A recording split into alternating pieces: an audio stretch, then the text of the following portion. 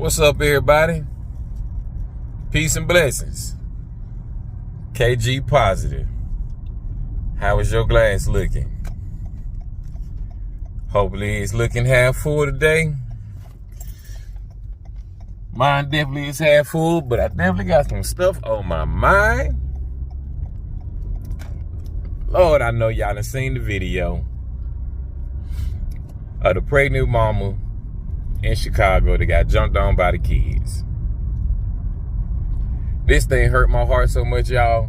I cannot believe that these kids were this disrespectful to a woman that's pregnant. Like, that just blew my mind. And the sad part about it is, as you read deep into the story, you find out that the mama had been, saying stuff to the school and, talking about the bullying that was occurring and everything. And I mean, that's just a parent being concerned for their child. And then you see the other videos of the parents of the children and their reaction. And I mean, in my mind, I'm like, I couldn't imagine being the parent of that child, because no one thinks their child is going to act like, kids aren't angels. They definitely do stuff, especially in that age range. That 5th to 8th grade, that's one of the toughest kind of ages to navigate. That's when you're going through puberty and you just got all kinds of stuff going on with your body or whatnot. So, I can at least on some level understand just kids being, doing a little too much. But that is on a whole entire different level. Like, when that woman fell and they started kicking on her, and you hear the boy who recording, he hyping the people up, like, whew.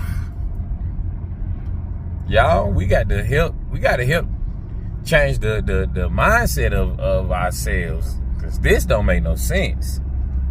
There's no way that child should have, when that woman failed, no one had the common human decency to help that woman. It just blew my mind. It just blew my mind. And I just can't believe that after a parent had said something to the school, that the school didn't take heed to it. And I mean, it's so, this thing could have gotten so bad. I'm really happy that that out of that situation, God has really blessed that woman, helping her get out of the situation she was in, and things like that. So the outcome, still ended up on a relatively positive level. But the trauma that little boy is going to have in his life after dealing with that. And then it's one thing to deal with it. It's a whole nother thing entirely, because now he has to deal with it because it's on the internet. That's going to be one of them things that's going to follow him. When that boy is 19 years old, 10 years down the road, it will be still brought up. It will still be talked about. You know what I mean? Y'all know how it is when stuff go viral. You'll never forget that person. I don't care if it's the girl that takes a fall that jumped on the table and fell, and that was almost 20 years ago, and people still, stuff like that. The cinnamon challenge, all that crazy stuff. But anyway, I'm just thinking about this, the trauma that little boy is gonna have, and it's just sad.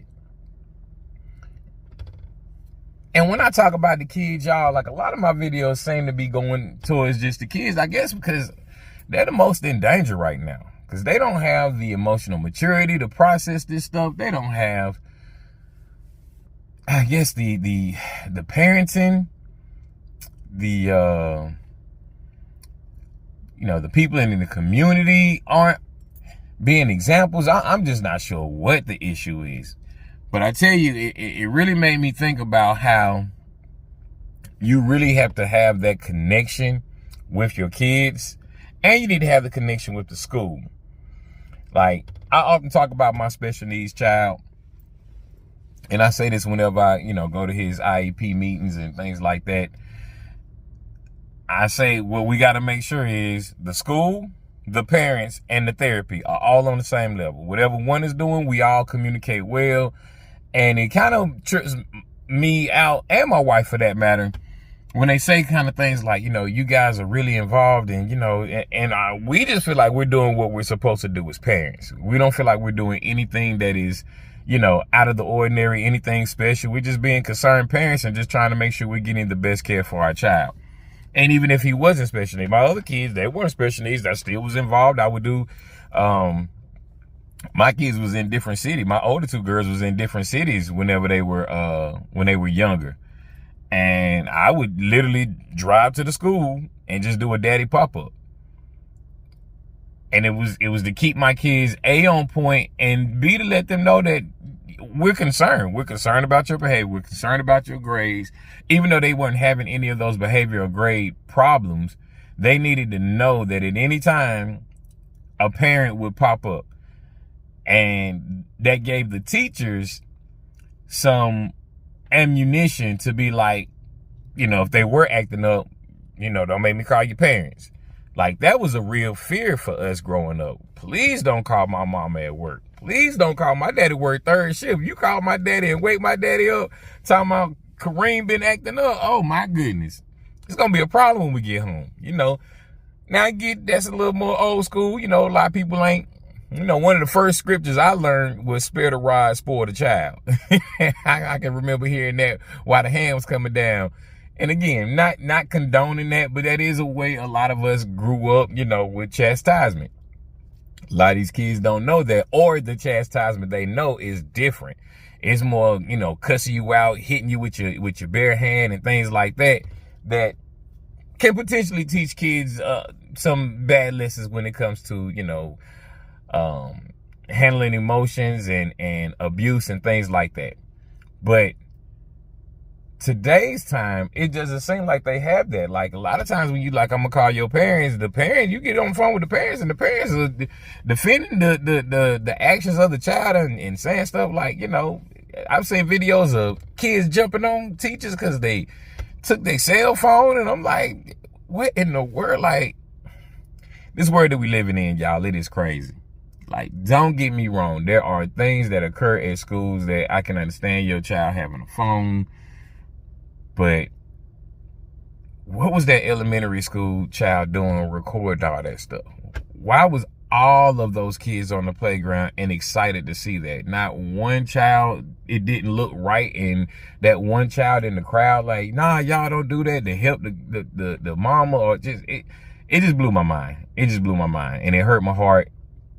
And like I said, I'm thinking about the children that did it, because they're going to have to deal with that. They're going to have consequences for it, which they should. You need to have some consequences for acting out that much, for doing that much on, like, that is just crazy. And when I think about how badly that could have went for those children, for everyone involved, it just could have went so badly. And it was bad enough. I mean, God forbid, but what if the baby that's inside of that, what if that baby's affected? Like, it's just so many things. And I'm just sad that these kids didn't, like, they should have recognized a pregnant woman and been like, okay, we're not going to do that. Like, that could be your mom, that could be your sister, that could be your auntie, that could be anybody who is carrying a child.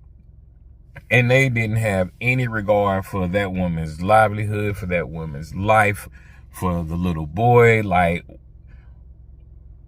even talking about what the woman had on, like, what in the world? Like, yes, did we talk about people wearing Bobos and, raggedy shoes? We did that as kids.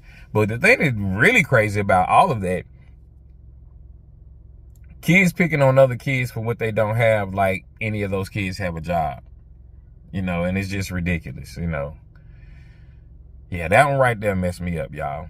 I saw that video. It was so disturbing. And, those kids, they need to be punished.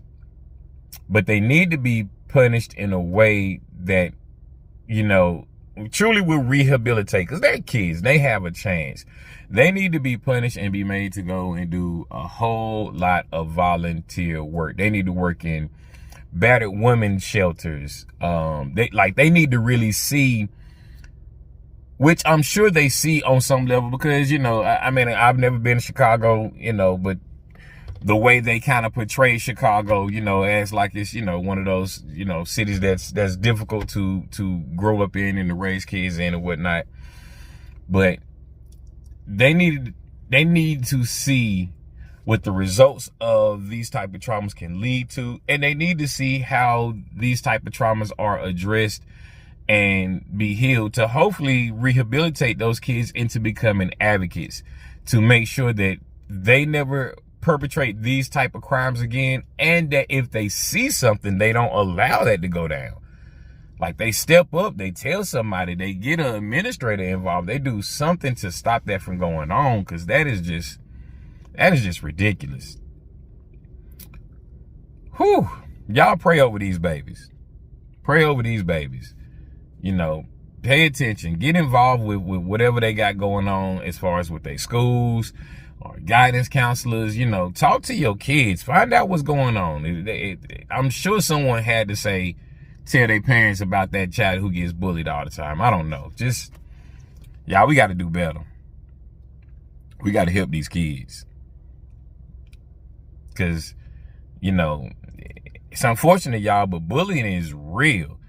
And these school shootings and all that stuff, like, all that stuff is all from us mentally not being able to process whatever we have going on, whatever traumas are going on in life. Again, that little boy who 9 years old, what if he would have went to the school and just fed up and had enough and just went to the school, and like, it's just, oh my goodness. Y'all, I'm sorry, I'm rambling, because this one got me messed up. This one just, like I say, it just hurt my feelings. So get involved with your kids, get involved with the school, pray with these kids, find out what's going on, talk to your children, ask them how their day was. Don't just accept it was okay or it was fine. Get some details about the day. Ask about details about the day. Open up this communication, y'all. Let's save these babies. Whew. Let's get our glass looking better. Peace and blessings, y'all. KG positive.